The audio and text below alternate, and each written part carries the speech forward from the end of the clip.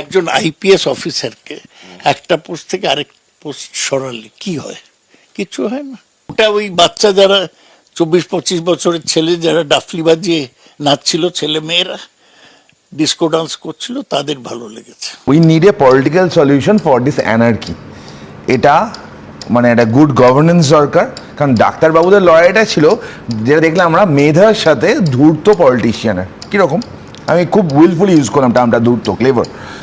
রাত দখল হলো, দিন দখল হলো, ভোর দখল হলো, তৃণমূলের কেউ যায় আছে কি? তৃণমূল সব দখলকে পাত্তাই দেয় না, কারণ তারা জানে কীভাবে বুথ দখল করতে হয়।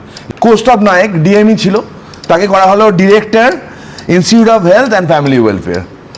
দেবদাস হালদার ডিএইচএস ছিল, তাকে করা হলো ওএসডি পাবলিক হেলথ। বিনীত গোয়েল প্রমাণ লোপাট হওয়ার এত কিছু অভিযোগ, তাকে করা হলো ADG IGB special task force. এদের কারোর কি অপসারণ হলো? বেসিক্যালি পদোন্নতি হলো।